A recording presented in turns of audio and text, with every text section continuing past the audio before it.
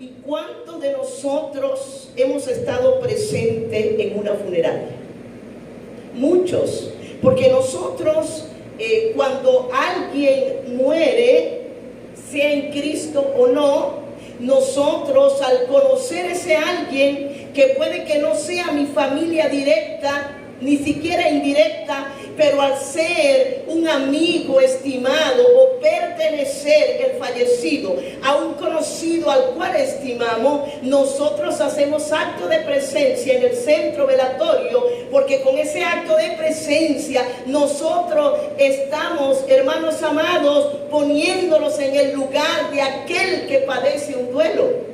Y esto es bíblico, porque dice el apóstol Pablo que nosotros debemos llorar con los que lloran. Y dice además el gran sabio Salomón que mejor es ir a la casa del luto que a la casa del banquete. Y aunque no voy a explicar las implicaciones de ese versículo, salió de los labios de Salomón con una inmensa sabiduría. Mejor ir a la casa del luto.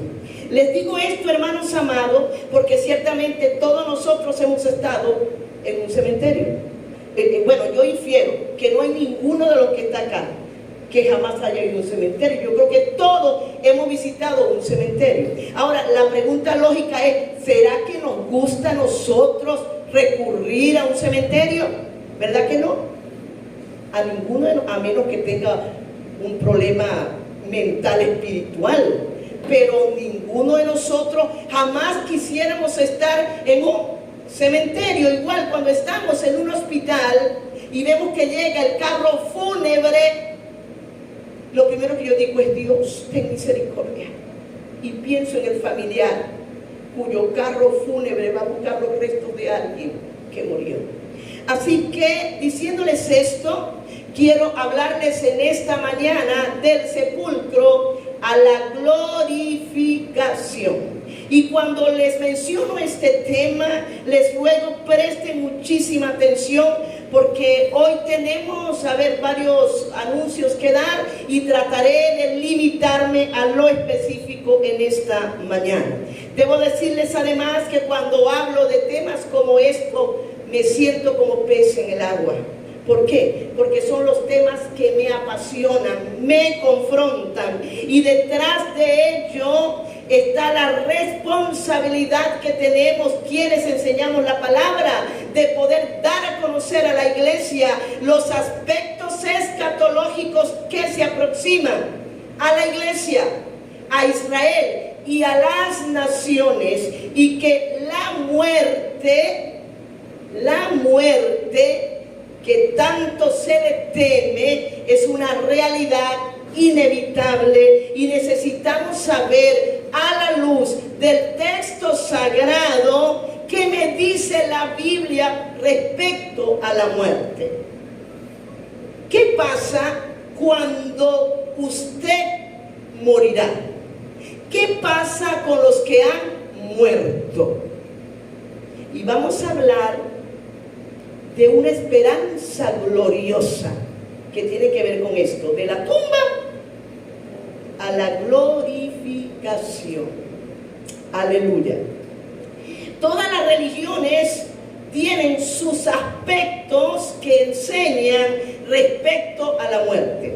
Si vamos al hinduismo, el hinduismo tiene su propia filosofía respecto a la muerte. Si nos vamos al islamismo, el islam también tiene su doctrina respecto a la muerte. La religión tradicional de la cual la gran mayoría ha salido tiene sus aspectos respecto a la muerte. Llámese ciencia cristiana, llámese Hare Krishna, llámese gnosticismo agnóstico, llámese lo que se llame, todas las religiones tienen sus puntos de vista respecto a la muerte. Pero la realidad es que ninguna de estas religiones tiene la verdad absoluta respecto a la muerte.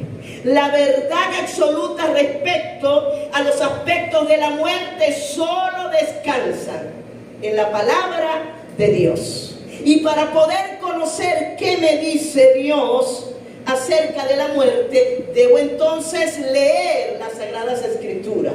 Debo asistir a una iglesia donde me enseñen la verdadera doctrina y no debo solamente decir amén a cualquier comentario que se diga respecto a la muerte, porque no hablamos de cualquier cosa. Hablamos de un tema inmensamente delicado y que nos compete a todos, porque todos somos hijos de la muerte y que la muerte vino como consecuencia del pecado. Y aunque esto es un panorama gris, tal vez lo que les he comenzado a hablar, al final se va a gozar conmigo por lo que nos competirá a nosotros los hijos de Dios. Así que, hermanos amados, vamos a avanzar y vamos en esta mañana a leer 3 versículos de la palabra que son tan impresionantes que yo quiero que usted vaya conmigo al libro de Job. Y en Job vamos a leer Job capítulo 19, vamos a leer 25, 26 y 27. Y estos versículos son en esta mañana la base para hablar de la tumba a la gloria, del sepulcro a la glorificación. Así que vaya conmigo a estos 3 versículos de la palabra del Señor. Yo sé que mi Redentor vive y al fin se levantará sobre el polvo. Y después de deshecha esta mi piel, en mi carne he de ver a Dios, al cual veré por mí mismo, y mis ojos lo verán y no otro, aunque mi corazón desfallece dentro de mí. Qué impresionante estas palabras que provienen de un hombre cuyo corazón estaba partido en 1000 pedazos. Así que cuando nosotros leemos estas palabras en el libro de Job, debo además decir, hermanos amados, que Job se puede presentar como el tratado del sufrimiento humano. Y el libro de Job tiene ciertas particularidades. Es uno de los primeros libros escritos. Además de esto, se desconoce su autor. Y además de esto, Job no era hebreo. Y los estudiosos dicen que el libro de Job es de la era patriarcal y que Job era de una región llamada Uz. Y esta región llamada Uz se encontraba geográficamente hablando en la periferia de Arabia. Y es en ese lugar que tiene vida esta historia tan impresionante de Job. Cuando abrimos el libro de Job, en la clasificación que se ha hecho de los libros de la Biblia, Job entra en nuestra clasificación dentro de los libros poéticos. Pero no es que es un libro de mera poesía, es que su redacción o la forma en la que está estructurado es en una forma poética, hermanos amados. Pero que dentro de esa poesía, de esa estructura, hay doctrina, hay verdad, hay dolor, hay consuelo y hay esperanza. Así que nosotros cuando estudiamos el libro de Job, vamos a ver primero en el epílogo de este libro, vamos a ver la presentación que se hace de este varón de Uz llamado Job. Luego vamos a ver que Job era un hombre justo, piadoso, perfecto, era excelente padre, era un hombre temeroso de Dios y poseía inmensas riquezas, tanto que ningún otro se le igualaba en la plenitud de las riquezas de los habitantes del oriente. Este era Job, y que el mismo Dios da testimonio de que era un hombre perfecto. Y hay cosas también llamativas en Job, y es que Job tenía 7 hijos varones. Claro, tuvo sus hijas, pero el número de sus hijos varones eran 7. Además, esto tenía 7,000 ovejas, incontables camellos, asnas y todo. Pero me llama la atención porque el número 7 es el número de la perfección y está relacionado con la descripción que el libro hace de este varón intachable llamado Job. Cuando ustedes leen el libro de Job, van a encontrar entonces que en la introducción se habla de la grandeza de Job, pero luego vemos que de ese escenario de la tierra inmediatamente se nos traslada a un escenario celeste, y de repente tiene Dios Padre un consejo, y en ese consejo dice el capítulo 1 que los hijos de Dios vinieron delante del Padre, y entre ellos iba también Satanás. Los hijos de Dios no estamos hablando de seres humanos, estamos hablando de los ángeles, que son llamados hijos de Dios en este capítulo, y que en Génesis capítulo 6 también se les da el nombre de hijos de Dios. Y cuando Satanás se presenta, dice que Dios se le pregunta de dónde viene. Dios sabía de dónde venía Satanás, pero Dios pregunta y Satanás tiene que obedecer y responderle. Y le dijo: vengo de recorrer la tierra.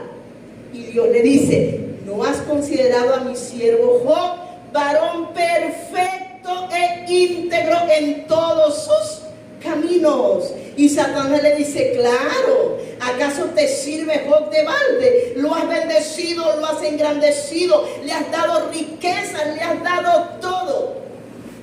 Toca lo que tienes a ver si no te maldice o no reniega de ti. Y Dios le da permiso a Satanás y le dice: bien, toca sus bienes, pero no vas a tocar su vida. Y en ese instante, o luego de eso, hermanos, la desgracia vino a la vida de Job. De repente llega un criado corriendo y le anuncian que los sabeos los sabeos llegaron y atacaron y mataron a los criados, y no había terminado de hablar cuando un criado viene corriendo y le dice que un rayo cayó y mató a los animales, mató a las ovejas y a los pastores, y no estaba, y dice: solo yo escapé para darte la noticia. Y así fueron 4 noticias. La cuarta es: vino un viento fuerte, no sé de dónde, y dice: y dio contra las bases de la casa donde tus hijos estaban de banquete, y todos murieron, y solo escapé yo para darte la noticia. 4 noticias devastadoras en menos de una hora. Y Job dijo: desnudo salí del vientre de mi madre, desnudo volveré allá. Jehová dio, Jehová quitó, sea el nombre de Jehová bendito. Pero Satanás es el acusador.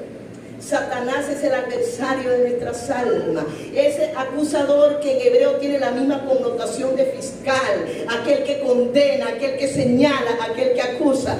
Y le dice: no ha blasfemado Job, le dice Dios. Ah, claro, porque no le has tocado su cuerpo.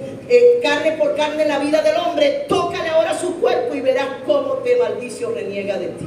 Y Dios le sigue dando permiso a Satanás, porque Satanás no puede actuar a menos que Dios le dé el permiso. Y Dios le dio el permiso a Satanás de que se metiera con el cuerpo de Job, y al instante una lepra bañó el cuerpo de Job desde arriba hasta abajo, y dice la Biblia que se rascaba con un tiesto. Era una sola llaga podrida, le sangraban aquellas llagas, y Job entró en un terrible dolor, hermanos, una prueba tras otra. Y en ese escenario vienen 3 amigos de Job: Elifaz, Bildad y Zofar. Y cuando lo vieron de lejos no lo reconocieron. Me imagino que Job era un cadáver, hermano, una cosa horrible. Aquel hombre que era el más rico del oriente, que los jóvenes se acercaban para oír sus consejos. Aquel hombre que había hecho tanto bien, había quedado sin nada, y ahora se burlaban de él, meneaban la cabeza. Su propia esposa le dijo: todavía mantienes tu integridad, maldice a Dios y muérete. Y él le dice, como a las mujeres fatuas has hablado. Y estos amigos vinieron, y cuando llegaron delante de Job, se impresionaron y se sentaron alrededor de él y lloraron y guardaron 7 días de duelo. Pero estos amigos que iniciaron también se desviaron a mitad de la compañía con Job. ¿Y saben qué hicieron? Comenzaron como Job estaba quejándose, claro, Job no blasfemó, Job se quejó, pero esta queja de Dios no era blasfemia, era producto de su propio dolor como ser humano. ¿Quién no se quejaría en medio de esta prueba? Él se quejó, pero no maldijo a Dios en ningún momento. Y en medio de su queja, de su dolor, de su tristeza, hermano, sin entender a Dios, porque es que, hermanos, el Job nos demuestra que ante los misteriosos designios de Dios es mejor callar, inclinar el rostro y adorar a Dios. Cuando Job comenzó a quejarse, los amigos entonces pensaron que ellos tenían que defender a Dios. Es que Dios no necesita defensores. Dios es autosuficiente, poderoso, soberano, inconmensurable, fuerte, excelso. Ese es Dios. Y estos amigos pensaron que ellos podían defender a Dios ante las palabras de queja y de dolor que salían de los labios de Job, y comenzaron a condenarlo. Y comenzó una filosofía tan peligrosa que está latente hoy detrás de las iglesias, y es que le comenzaron a decir, ningún hombre puede justificarse. Tú estás así porque has pecado, porque si tú no hubieses cometido pecado te iría bien. Y aquí está encerrada la falsa teología de la prosperidad. Dentro del discurso de los amigos de Job estaba esta posición filosófica, si la puedo llamar así. Si tú estás así, porque es una consecuencia de tus acciones. Si tú estás así, una consecuencia de tus hechos, hermanos amados. Y aquí vemos como aquel hombre en el ministerio de Jesús, cuando le dijeron este ciego de nacimiento, le dijeron, ¿quién pecó, él o sus padres? Y el Señor le dijo, no es que hayan pecado él ni sus padres. Claro, no estaba diciendo el Señor que no tenían pecado, quiero que me entiendan. Pero el Señor dice, esto no es porque es una consecuencia de un pecado que cometieron. Esto es para que la gloria de Dios se manifieste. Pasaba así en la vida de Job, hermanos amados. Así que estos amigos pretendieron defender a Dios y terminaron acribillando, insultando, cuestionando, acusando a Job en medio de tanta tristeza, desidia, dolor emocional, dolor espiritual, dolor físico. Vienen las palabras de estos 3 amigos como aguijones a la vida de Job. Y es entonces que Job pasa de la queja a la esperanza, y es lo que nos muestra este capítulo 19 de los versículos que nosotros hemos leído. Así que vamos aquí porque esto es sumamente importante. Hasta aquí ahora es la introducción. Vamos a ver entonces, hay 4 aspectos que vamos a detallar brevemente en esta mañana en estas palabras de Job. Lo primero es que Job pasa de la queja a la esperanza. Y Job comienza, inclusive anterior a esto, Job habla de la brevedad de la vida. Job habla de que la vida del hombre es como esa flor que nace pero que se marchita. Así que Job, en medio del dolor, se enciende una luz de esperanza.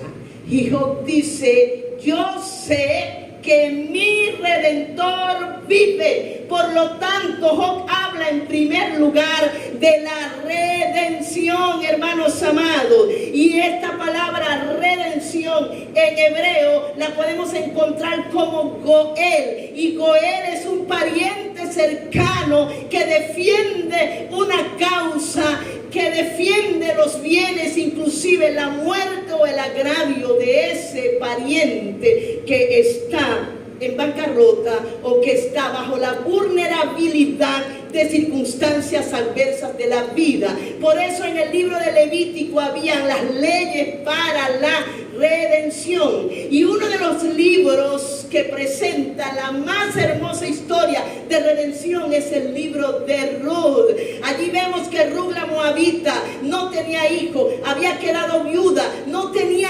nada, desvalida, desprotegida. Ella pidió a Booz que la redimiera, es decir, que la hiciera libre de la ignominia que vivía a causa de sus desdichas. Pero como Ruth tenía un pariente más cercano, Booz era un hombre tan recto, que dijo: hablemos con el pariente más cercano. Si él no te redime, yo te redimiré. Si yo seré tu Goel, yo seré tu libertador, yo seré tu defensor, yo seré tu protector. Y cuando se le dice a aquel pariente más cercano, y ustedes lo pueden encontrar en el libro de Ruth, léalo, es un libro histórico cortito pero inmensamente hermoso. Aquel pariente, cuando le dijo: vas a tomar la tierra, porque habían algunas tierras, pero también debes tomar a Ruth la moabita como esposa, que el pariente dijo: no, redime tú. Así que Booz entonces fue el Goel para Ruth y la redimió. Y cuando nosotros vemos, Cristo es nuestro Goel, Cristo es nuestro Redentor. Y Job estaba diciendo: a pesar de lo que vivo, a pesar de lo que padezco ahora, yo sé, yo creo que mi Redentor vive. Aleluya, gloria a Dios. Y estas palabras las vamos a comparar con las palabras que aquel ángel le dijo a María en el Evangelio de Lucas, capítulo 24, 5 y 6. Aquí vemos que nuestro Redentor vive, mi Cristo vive.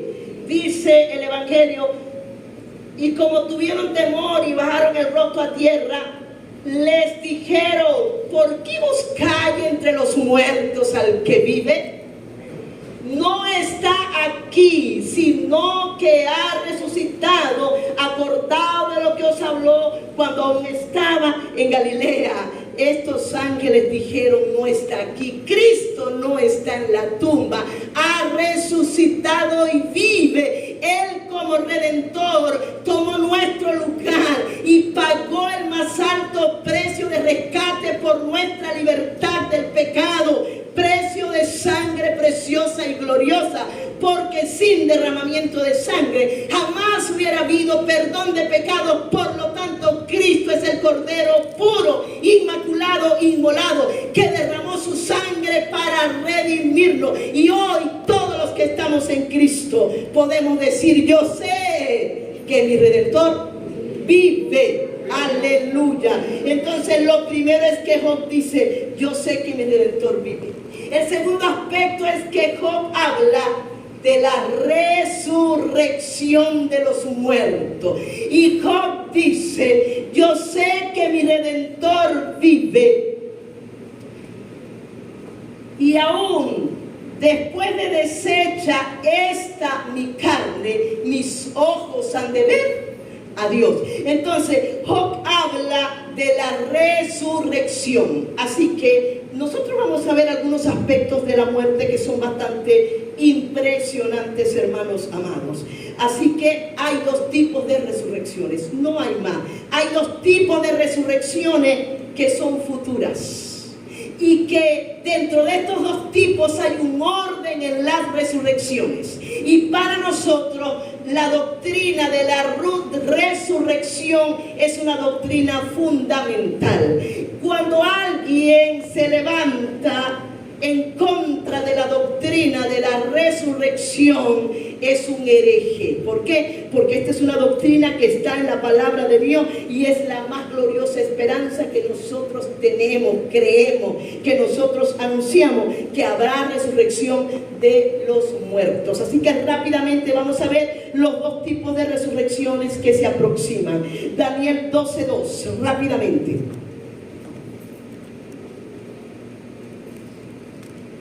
Daniel dice: y muchos de los que duermen en el polvo de la tierra serán despertados, unos para vida eterna y otros para ¿qué?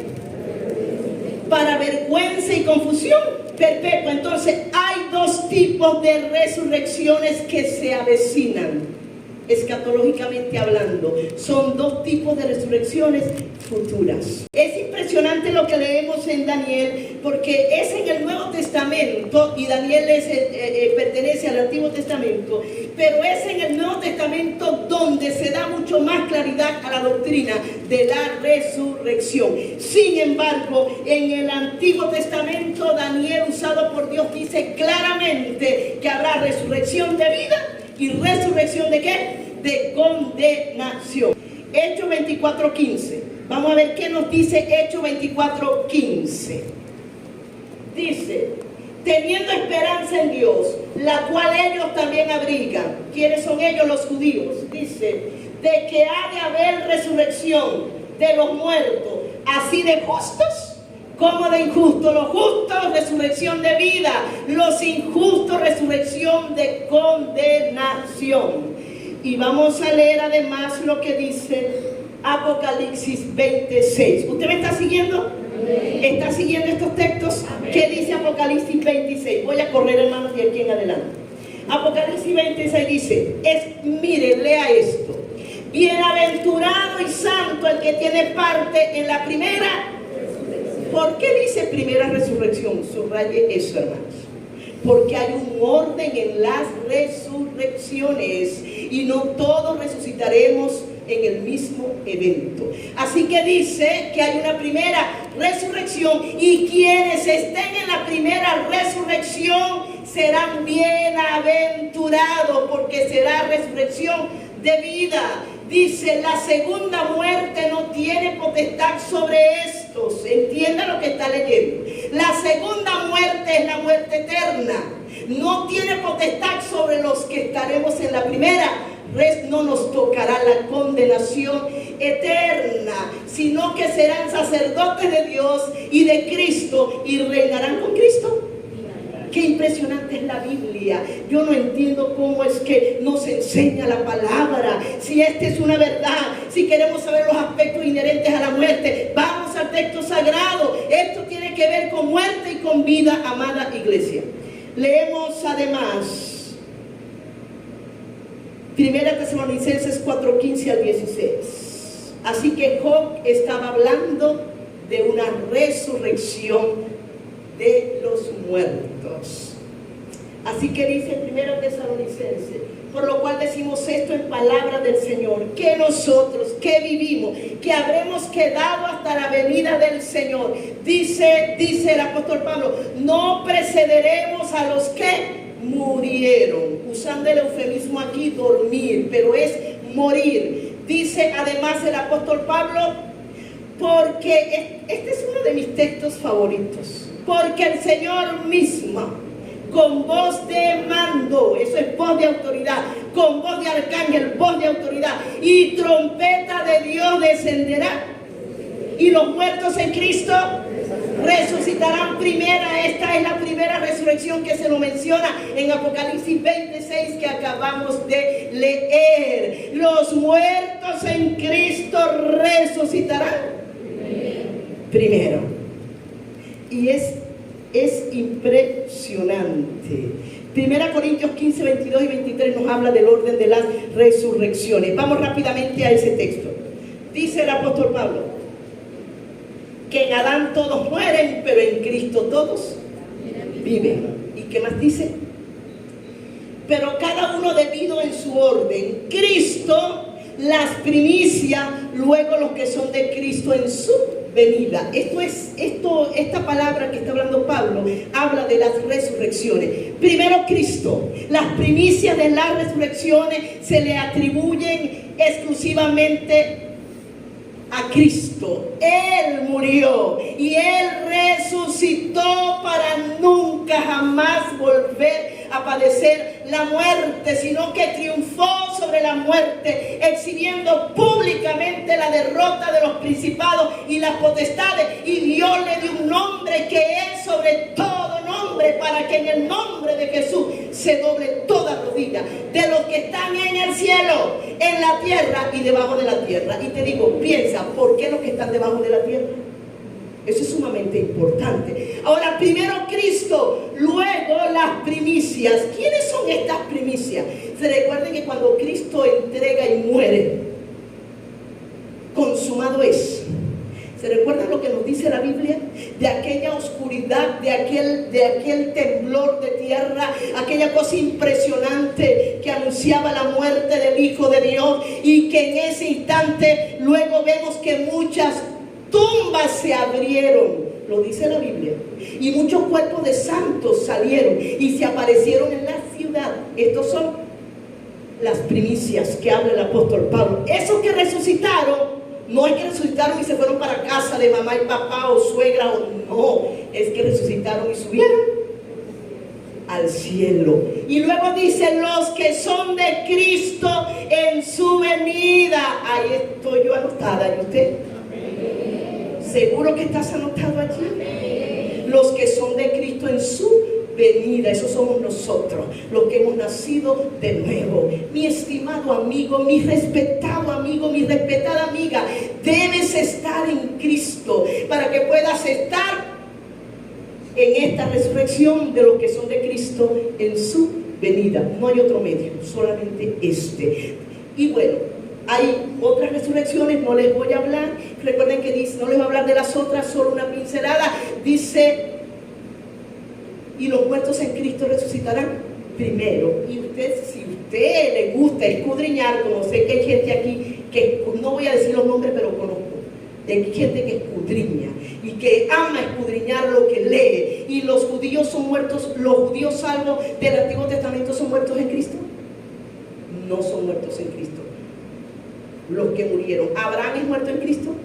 No, porque Cristo no había sido encarnado, no había muerto. Así que no resucitarán entonces en la primera resurrección, que es la de los muertos en Cristo. Y los salvos de la gran tribulación tampoco están en la primera resurrección, porque ellos mueren después del arrebatamiento de la iglesia. Esto es sumamente interesante, pero hay un orden en las resurrecciones. Y Job está diciendo, y después de deshecha esta mi carne, con mis ojos he de ver a Dios. ¿La esperanza de qué? De la resurrección. Piensa, amada iglesia, ¿estás preparado para irte con Cristo y ser parte de la primera resurrección? ¿O estás en esta mañana pensando lo que dejaste en casa? ¿O estás diciendo, tengo sueño? ¿O que reciba esta palabra porque no sabemos cuándo la voy a volver a predicar? Así que prepare su corazón y recibe esta palabra en esta mañana. Así que hay un orden entonces. Tenemos entonces la redención. En segundo lugar tenemos la resurrección. Y Pablo dice, si Cristo no hubiese resucitado, vana sería nuestra fe. Pero como Cristo resucitó, Él también nos resucitará a nosotros, hermanos amados. Seguimos. Después de deshecha esta mi carne, esta es una de las partes que más me impacta, hermanos. Una de las partes que me impresiona, porque después de deshecha esta mi carne, fíjate que dice desecha, mis ojos han de ver a Dios. Y cuando analizaba lo que pasa con el cuerpo humano,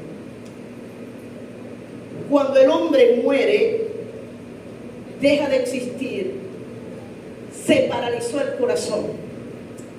La sangre es lo primero, como ya no tiene oxígeno, la sangre ya no circula en el cuerpo, la sangre se endoblece en el cuerpo. Y los que estudian estos aspectos de la muerte, los que han hecho estos estudios científicos, dicen que el cuerpo primero se pone con moretones, ya la sangre no circula. Luego ese color morado cambia a verdoso. Todo el cuerpo se inflama, se hincha. Las bacterias comienzan a crecer dentro del cuerpo. Y hay dos olores bacterianos, según los estudiosos, que están en el cuerpo, que hasta tienen dos nombres bastante que nosotros les conocemos. Una es dos gases, putrescina y cadaverina. Son dos gases, aparte de todos los que están en el cuerpo. La putrescina es ese olor fétido, pero la cadaverina es ese olor a carne podrida. Y hermanos, dependiendo del sitio, por temperatura, las temperaturas tropicales, pues el cuerpo se descompone más rápido, a diferencia de las temperaturas frías, que el cuerpo tiene a conservarse más una vez que está en el ataúd. Las bacterias comen todo el cuerpo. Son como 5 fases por las que pasa el cuerpo humano. Y al final, a los años, queda solo la osamenta de aquello que un día tuvo vida. Después de deshecha esta mi carne. Eso es el aspecto biológico de la muerte, cómo se descompone el cuerpo humano. Pero Job está diciendo, y después de deshecha esta mi carne, mis ojos han de ver a Dios. Por lo tanto, Job está hablando de la glorificación futura de nuestro cuerpo. ¿Qué es la glorificación? La glorificación es un aspecto futuro de la salvación. Usted dirá, ¿y tiene la salvación aspectos futuros? Muchísimos, hermanos. Nosotros fuimos, y lo dice, fíjense que lo dice Pablo, vamos a verlo, cómo lo dice Pablo en Romanos 8, 29 y 30. Vamos a leerlo. Y el tiempo me está corriendo bastante. Romanos 8, 29 y 30. Dice Pablo, porque a los que antes conoció, a estos predestinó para que fuesen hechos conforme a la imagen de Dios, de su Hijo, para que Él sea el primogénito entre muchos hermanos.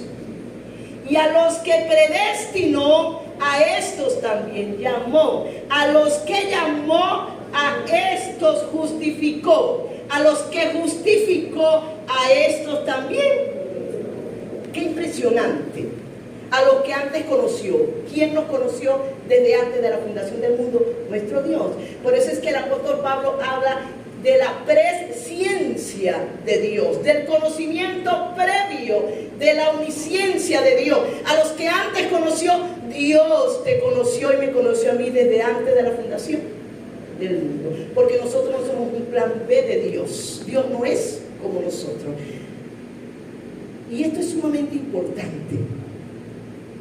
¿Te has preguntado, Dios, tú me conociste desde antes de la fundación del mundo? ¿Estaré yo entre los llamados de Dios? Pregúntate eso en esta mañana. A los que antes conoció, a estos también llamó. Dios llama. Seguirá llamando, usará los predicadores, Dios usará su palabra, Dios usará una emisora, Dios usará la televisión cuando hay predicadores de sana doctrina, Dios usará una alabanza, Dios usará un hermanito humilde que tal vez no le pongan mucho cuidado, pero que llegue a las habitaciones del Calle Sierra, tal vez con una falda larga, pero predicando a Cristo. Dios nos ha llamado, pero ¿quiénes serán justificados? Los que responderán al llamado de salvación. Y si tú no estás respondiendo al llamado de salvación, debes preocuparte en esta mañana. Porque dice, a los que llamó, a estos justificó. Y la justificación en nuestra vida significa que en el acto sacrificial de Cristo, el justificarnos, Él pagó el precio en la redención y ahora tomó mi culpa.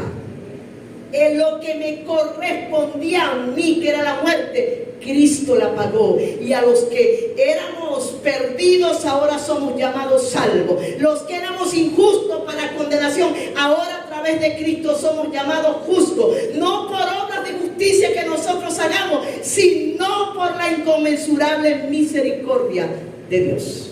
A los que justificó, a estos también glorificó.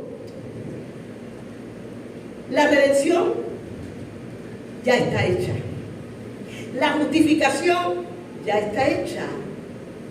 La santificación sigue creciendo en nosotros, pero la glorificación aún no se ha dado.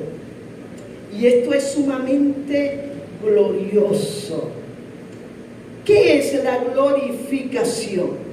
La glorificación habla de una obra indescriptible de Cristo que transformará nuestro cuerpo corruptible en un cuerpo completamente incorruptible, donde nunca más el pecado tocará nuestro cuerpo, cuerpos semejantes al cuerpo de la resurrección de Cristo, donde ninguna bacteria biológica va a poder tocar nuestro cuerpo. Pero antes de bacteria biológica, el pecado jamás tocará a los que Cristo glorificará. Ahora vamos a ver cuándo va a ser, cómo será esa glorificación. Y Job está diciendo, después, aunque esta carne se me está cayendo a pedazos, aunque me coman los gusanos en la tumba, aunque mi cuerpo se va a volver putrefacto cuando yo muera, no me voy a quedar en esa condición. He de ver a Dios. Vamos a ver entonces algunos aspectos de la glorificación, hermanos amados. Vamos a leer 1 Corintios 15, 52 en adelante. Quiero preguntarle, ¿usted me está oyendo? Amén. ¿Usted me está siguiendo? Amén. Dice, en un momento, en un abrir y cerrar de ojos, a la final trompeta, porque se tocará la trompeta y los muertos serán resucitados como incorruptibles, y nosotros seremos. ¿Cuándo va a ser esto? Cuando venga el arrebatamiento de la iglesia. En ese instante de arrebatamiento. ¿Cuándo será el arrebatamiento? Puede ser en este instante. El arrebatamiento puede ser esta misma noche, mañana. Estamos más cerca. Antes de que Cristo viniera y muriera por nosotros, estábamos lejos de la consumación de la salvación. Pero después de la venida, muerte y resurrección de Cristo, comenzó el último tiempo. Así que Cristo está a la puerta, y en cualquier momento sucederá lo que leemos en 1 Tesalonicenses 4, 13, 14, 15 al 16. En cualquier momento el Señor va a dar la voz de mando y va a decir: suban mis hijos acá arriba. En un abrir, ¿cómo será? En un abrir y cerrar de ojos. Esto es un tiempo que no se puede medir, porque el tiempo se puede medir, ¿verdad? En centésima, en milésima, no sé mucho de eso, pero creo que una milésima es la medida más pequeña del tiempo. Una milésima, esto no se compara a una milésima, es menos, no se puede medir, porque es en un abrir y cerrar de ojos, a la final trompeta. Aquí Pablo vuelve a hablarnos lo que le dice a la iglesia de Tesalónica, que se va a tocar trompeta, y va a haber un toque de trompeta final. ¿Quiénes van a ir a ese toque de trompeta final?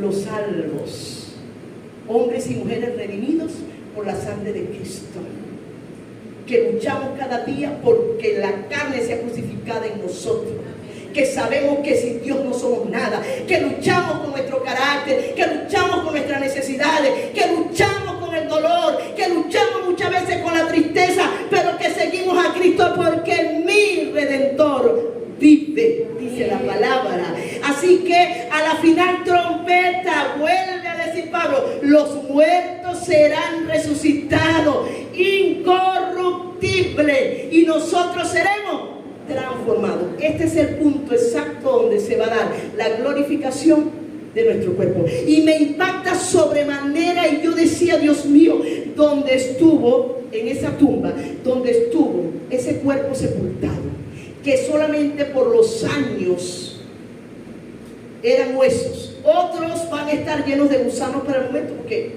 si no hace mucho que murió, la tumba va a estar fresca.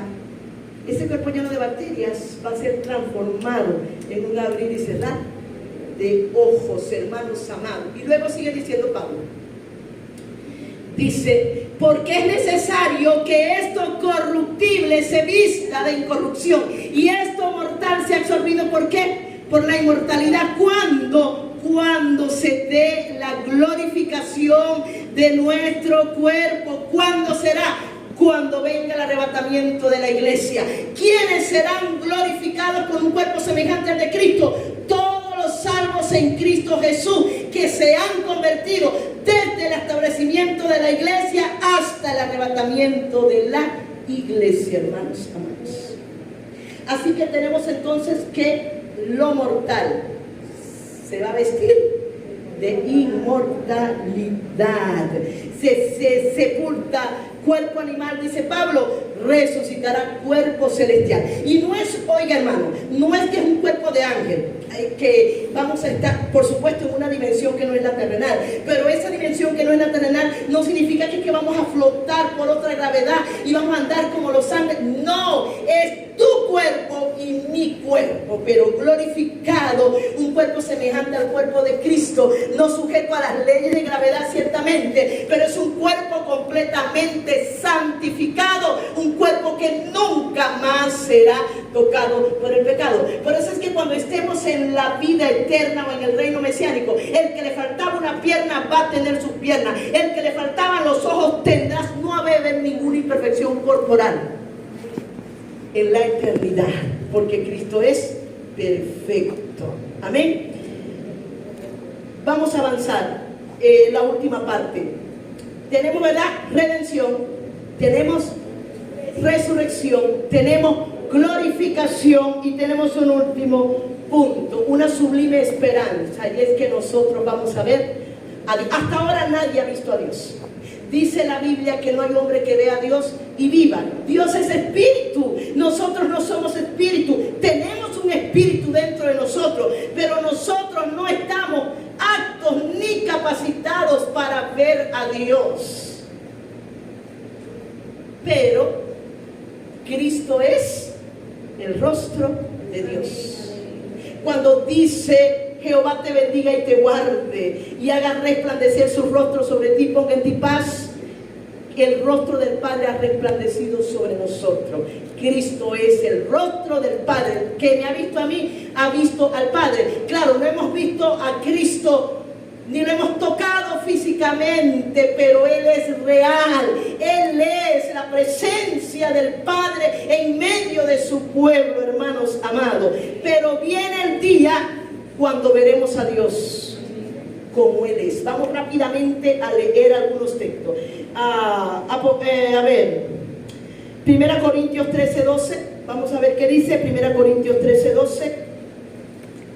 Dice: ahora vemos por espejo oscuramente, mas entonces, ese adverbio, si no estoy mal, es un adverbio de tiempo. ¿Es un adverbio? Entonces, creo que sí. Dice: ahora vemos por espejo oscuramente, mas entonces veremos, eso es futuro, veremos cara a cara. Ahora conozco en parte, pero entonces conoceré como fui conocido. Nosotros veremos a Dios. En Mateo 5:8 dice: bienaventurados los de limpio corazón, porque ellos verán a Dios. Primera de Juan 3:2. Y termino con estos textos para mostrarles una última lámina y hacer una conclusión final que me parece sumamente significativa. Dice, primera de Juan 3:2. Amados, ahora somos hijos de Dios y aún no se ha manifestado lo que hemos de ser. Aún nuestros cuerpos no están glorificados. Por eso es que nosotros tenemos que morir a la carne cada día, hermano. Nuestro cuerpo está aún sujeto al pecado, a la tentación del pecado. Aún no se ha manifestado lo que hemos de ser, pero sabemos que cuando Él se manifieste, seremos semejantes a Él, porque le veremos tal como Él es. ¿Cuándo será esto? Cuando venga Cristo, se dé la glorificación de nuestro cuerpo, le miraremos tal como Él es. Aleluya. Vamos a la última lámina. Con esto voy a terminar. Con la ayuda de la inteligencia artificial pude hacer esta imagen, pero como ya agoté, yo no sé mucho de eso. Cuando le pedí a la inteligencia artificial que que estas personas, que no fueran ángeles, aunque ahí se ven que son personas, estuvieran de pie ante el trono, me dijo, ya votaste porque modifiqué tantas veces. ¿Qué me dijo la inteligencia artificial? Ya no puede seguir modificando la imagen. Pero me alegro con esta que me permitió hacer. Ok, vamos a explicar esta imagen y con esto terminamos. Esta imagen es 100% bíblica. Vamos a ver aquí, porque vamos a ver los aspectos de la muerte y vamos a ver cómo nosotros de esa tumba los salvos iremos a la glorificación. Tenemos lo que representa la muerte, el ataúd, pero así como habrá resurrección de vida, habrá resurrección de muerte. El que muere en Cristo, escuche, cuando su cuerpo va a la tumba, pero su alma, su espíritu va al tercer cielo, a un estado intermedio, hasta todavía no está glorificado. Tenemos que, los que han muerto en el Señor están esperando el arrebatamiento para que este espíritu venga de aquí y tome el cuerpo donde estuvo sepultado. El que muere sin Cristo desciende ¿a dónde? Al infierno. Ahora, el infierno está en la profundidad de la tierra, no lo digo yo, lo dice la Biblia. Es más, en Job, el mismo Job dice, la tierra que de ella nace el pan, por debajo está como consumida en fuego. Y les pido que lean Job capítulo 18, y hay un retrato de la muerte del perdido de una forma terrible. Usted puede leer Job capítulo 18. Los perdidos bajan al infierno. No resucitan estos con el arrebatamiento de la iglesia, resucitan los salvos. Ellos van a permanecer aquí, viene el arrebatamiento de la iglesia y nosotros pasaremos al reino mesiánico. Apocalipsis 20, 1000 años con Cristo reinando. Cuando se cumplan los 1000 años, aparecerá en el cielo un increíble trono blanco. Y allí estará Cristo para juzgar a los perdidos de todas las generaciones. Y Apocalipsis 20 nos dice claramente, 11 al 15, vamos a leerlo rápidamente. Y vi las almas, dice, o vi a los muertos, había un gran trono blanco, y al que estaba sentado en él. ¿A quién le dio el Padre todo el juicio? A Cristo. Y dice que cuando aparezca, esto es una profecía escatológica, esto es una profecía a cumplirse a futuro. Y dice, cuando aparezca este gran, fíjese que gran trono blanco, delante del cual huyeron la tierra y el cielo, y ningún lugar se encontró para ellos. Es porque cuando aparezca el trono blanco no se va a ver cielo ni se va a ver tierra. Una gloria potente y sublime aparecerá en el espacio. Y vi a los muertos grandes y pequeños de pie ante Dios, dice Juan. Juan está viendo esto de grandes y pequeños, no es que eran niñitos, poderosos y también mendigos, pobres y ricos, reyes, es decir, plebeyos y ¿cómo que la otra? Nobles y plebeyos. Ajá, y dice, y los libros fueron abiertos, y otro libro fue abierto, el cual es el libro de la vida, y fueron juzgados los muertos por las cosas que estaban escritas en los libros. Les he dicho, nuestras obras son registradas delante de Dios todos los días. Seguimos rápidamente. Y el mar entregó los muertos que había en él, porque miles han muerto, han naufragado, se lo han entregado los tiburones. Ellos, el mar entregará ese cuerpo. Así se lo haya desmenuzado un tiburón, el mar entregará ese muerto, ese cuerpo que había en ellos, y fueron juzgados cada uno según sus obras. Y luego dice, y la muerte y el infierno, que se traduce aquí en el griego Hades, fueron lanzados ¿a dónde? Al lago de fuego. Esta es la muerte segunda, y note lo que dice el versículo 15. Y el que no se halló inscrito en el libro de la vida fue lanzado al lago de fuego. Esta es la palabra de Dios. Por eso es que bienaventurados aquellos cuyos nombres estén escritos en el libro de la vida del Cordero. Vamos a la presentación. aquí estarán. Dice de pie porque ya no hay tiempo de humillarse. Y hay algo terrible que sucede a los perdidos. Segunda Tesalonicenses capítulo 1, versículos 7 y 9. Pablo está diciendo a la iglesia: y a vosotros que sois atribulados, daros reposo con nosotros cuando se manifieste el Señor Jesucristo desde el cielo con los ángeles de su poder. Es decir, vuelvo al himno que cantaba Vidalia y Santi. Aunque vengan los problemas que vengan, aunque nos sintamos abatidos, aunque lloremos, nos sintamos cansados, Dios nos dará reposo. Viene el día cuando Cristo nos trasladará a las moradas eternas. Y dice que vendrá en llama de fuego para dar retribución a los que no conocieron a Dios ni obedecen al evangelio de nuestro Señor Jesucristo. Hijo, hija, no es solo oír, el oír te da el conocimiento, pero el oír no te garantiza la vida eterna, es el obedecer la verdad del evangelio. Y Pablo lo está diciendo claramente: los perdidos, dice, los cuales sufrirán pena de eterna perdición. Esto es impactante, excluidos de la presencia del Señor y de la gloria de su poder. Los perdidos nunca verán a Dios, ni sentirán la presencia de Dios jamás en su vida, sino que todo el que muere sin Cristo está cayendo al infierno. No hay tal purgatorio. Del infierno saldrán para el lago de fuego cuando venga el juicio del gran trono blanco, excluidos de la presencia de Dios. ¿Qué le reventó el corazón a Cristo en la cruz del Calvario? Sentirse solo. Dios mío, ¿por qué me has desamparado? Los perdidos sentirán la pena de la exclusión eterna de aquel que les hizo. Dios nos hizo y no nosotros a nosotros mismos. Pero los salvos veremos a Cristo tal como Él es. Yo quisiera